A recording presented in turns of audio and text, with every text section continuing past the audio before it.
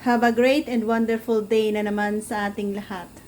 Mga sangkap na aking na-prepare para sa reseping aking lulutuin sa araw na ito. Wow, napakadami nga din naman. Pero gagawa ako ng sabaw, karne ng manok, gulay, dalawang klaseng gulay,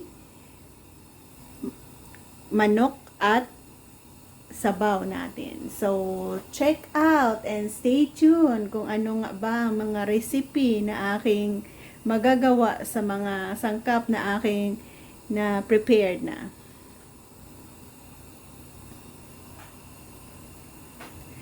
Gulay, dried shrimp, mushroom, garlic, 1 set. Ampalaya, dried dilis, at fermented na berry fruits. Another vegetables. So, dalawang vegetables na. Ito ay set ng ating curry. Carrots, onion, potato, at chicken with curry, Japanese curry cubes ang ating gagamitin. So, ganyan siya. Sabaw, yes. Mayroon na tayo ditong kumukulong buto-buto with daikong or radish. Yan. Ready to add on na yan. So, pakuluan lang natin yan hanggang sa makuha natin ang saktong lasa.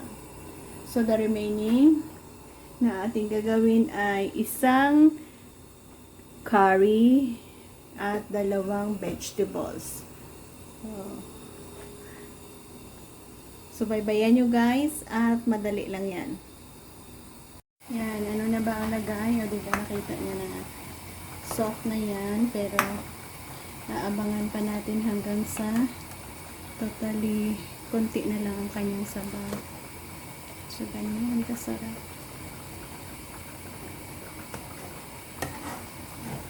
Kung favorite nyo ang ampalaya, subukan nyo ang pamamaraan na ito. Masarap siya. Super lambot na yan.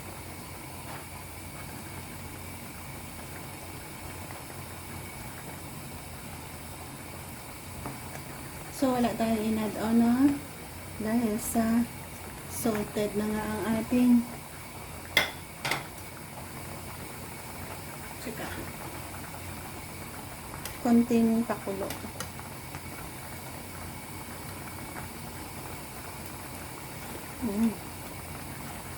Parang adobong ampalaya kasi nga may vinegar taste yung ating pickled na bilog-bilog na yan.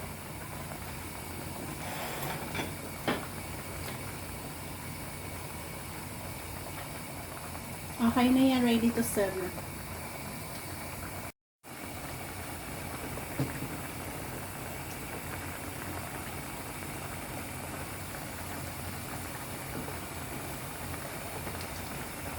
Yan, dyan natin iserve.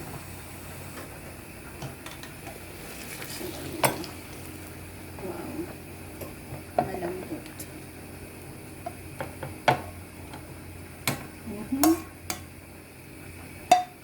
So, thank you for joining me sa ating kakaibang pamamaraan na naman ng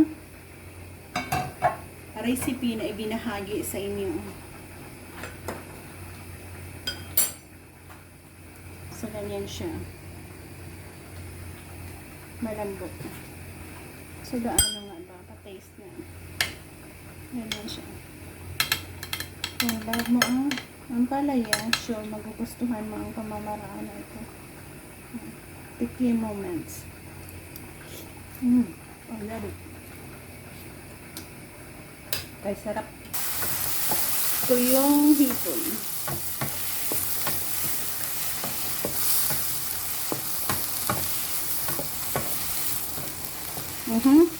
Lagay natin ang maraming cabbage.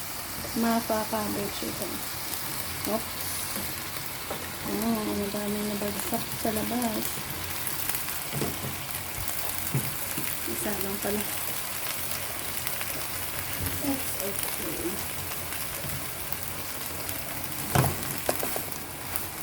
Yan. Slow lang natin yan para hindi na natin dadagdagan ng sabaw. Asin at MSG. Kunting MSG at asin. Salt. Yan. So, balikan ko kayo pag okay na. Yan, balikan natin yan. Diba? Kunti na lang. Kunti na lang natira.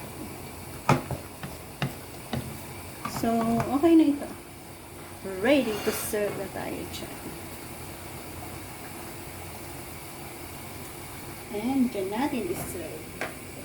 Easy lang. Na pamamaraan ang pagluluto ng gulay na naman. Gisa-gisa lang. And thank you for joining me sa ating simplihang pagluluto ng gulay na ito. Ayan guys, balikan natin. Ano na ba ang lagay ninyo after 30 minutes siguro na pagpapalambot natin dito. Perfectly na. Sarap. Natikman na rin natin. Sakto at tama ang ating mga sangkap na pampalasa.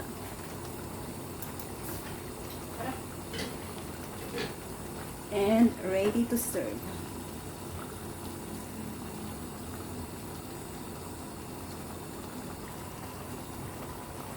Lipat natin dyan para may takip. Thank you for joining me sa ating masarap at madaling gawing curry recipe.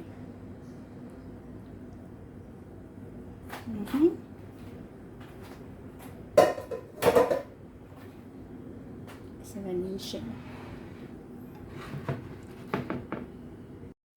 So, ito na ang kabuuang apat na recipe nating niluto sa araw na ito. Isang simpleng sabaw, buto-buto with radish. Sarap higupin. Nakuha natin ang saktong taste ng sabaw natin. Meron din tayong chicken curry.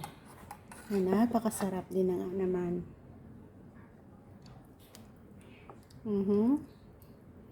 With yan, adobong ampalaya natin at ginisang gulay. So yan ang ating kabuuang recipe na niluto sa araw na ito.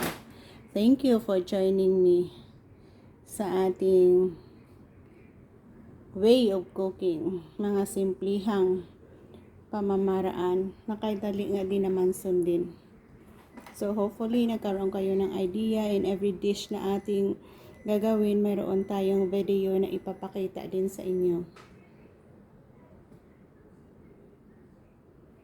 God bless, bye-bye, and mabuhay.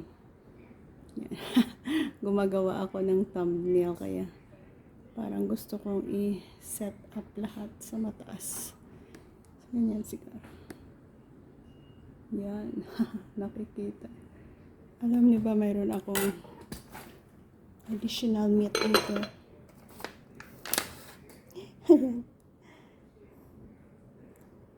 Ito, binili lang yan. So, ganyan siya. Bye-bye!